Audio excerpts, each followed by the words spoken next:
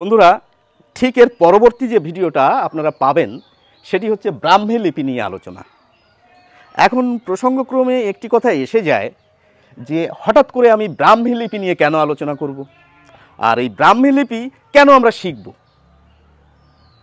এখন ব্রাহ্মী লিপি কেন আমরা শিখব এই প্রশ্নের উত্তর দিতে গেলে আমাকে এক কথায় যদি উত্তর দিতে হয়, এটি না শিখলে আমাদের কোনো ক্ষতি নেই, আপনি নাই শিখতে পারেন, কিন্তু কেন শিখব, শিখে আমার লাভ কি, এটি যদি জানতে হয় তাহলে বলতে হবে এই যে আমরা বাংলায় বলি না অ আ ই ই ক খ গ ঘ, এই যে স্বরবর্ণ ব্যঞ্জন বর্ণ, এর যে রূপ, এর যে চেহারা আমরা লিখি, আমরা পড়ি, আপনি কি জানেন এই যে বাংলা বর্ণমালা যেই রূপ বা চেহারা এটি এসছেই ব্রাহ্মী লিপির বিবর্তনের মাধ্যমে?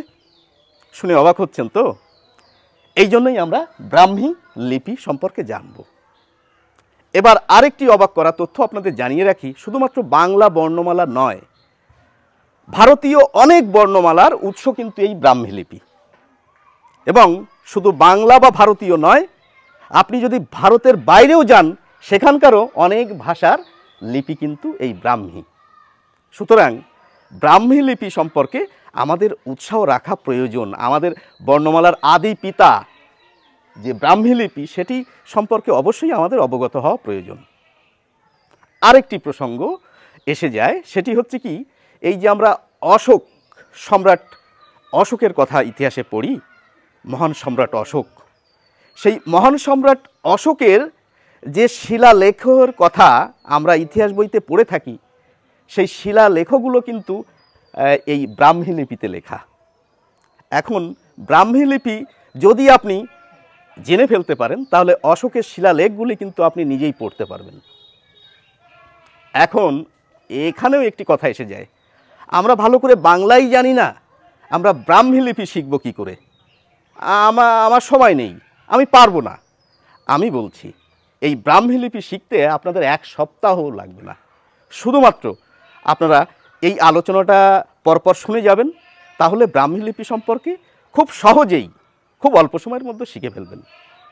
এবার আমি এই ব্রাহ্মী লিপি এবং বাংলা এবং ভারতীয় অন্যান্য বর্ণমালার যে একটা অদ্ভুত মিল রয়েছে সেটি সম্পর্কে আপনাদের একটু ধারণা দেওয়ার চেষ্টা করছি। এদিকে এসো, ধরো ভালো করে, একটু পাশে যাও, হ্যাঁ, দেখা যাচ্ছে ভালো করে? বন্ধুরা দেখুন, এই যে আমি ছবিটা প্রিন্ট করে আনলাম, এখানে আপনারা কিন্তু সব গোল গোল গোল গোল গোল দেখতে পাচ্ছেন, এবং দেখুন মাঝে আরেকটি বড় গোল এঁকে রেখেছি। আপনাদের অবাক করে জানিয়ে রাখি, এই যে গোলটি মাঝে দেখছেন না, এটি হচ্ছে ব্রাহ্মী লিপির ঠ। এই ব্রাহ্মী লিপিতে ঠ বর্ণটি এই গোল, এবং একেবারে নিচে দেখুন আমাদের সবার প্রিয় বর্ণমালা বাংলা, এই যে ঠ। তারপরে দেখুন মালায়ালম, এখানে ভাষায় এই ঠ বর্ণটি কিন্তু একেবারে ব্রাহ্মীর মতো। এই যে ওড়িয়া, এখানে কিন্তু দেখুন একেবারে ব্রাহ্মীর মতো গোল। তারপরে দেখুন গুজরাটি, এখানেও দেখুন গোল দেখা যাচ্ছে। কান্নাড়, এখানেও দেখুন গোল।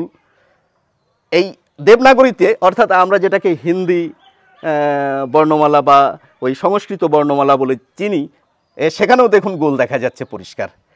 গুরুমুখীতেও দেখুন পরিষ্কারভাবে গোল দেখা যাচ্ছে। তেলেগু দেখুন একেবারেই গোল দেখা যাচ্ছে। মানে আমার বলার কথা হচ্ছে যে এই যে ব্রাহ্মী লিপি, তার সঙ্গে দেখুন আমাদের ভারতীয় বর্ণমালার কত অদ্ভুত মিল।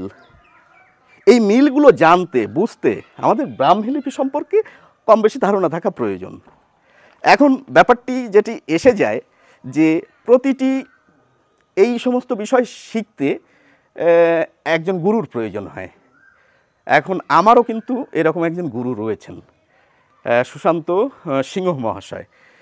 তিনি আমাকে এই ব্রাহ্মী লিপি সম্পর্কে জানতে উদ্বুদ্ধ করেছেন। আমি তার কাছে আমার কৃতজ্ঞতা প্রকাশ করছি। তাছাড়া আপনাদের কোনো গুরুর প্রয়োজন হবে না, আমি এটুকু বলতে পারি, আপনারা যদি পরপর আলোচনাগুলি শোনেন সহজেই শিখে ফেলবেন। আশা করছি পরবর্তী ভিডিওগুলো আপনাদের অনেক ভালো লাগবে। সকলকে অসংখ্য ধন্যবাদ, ভালো থাকবেন।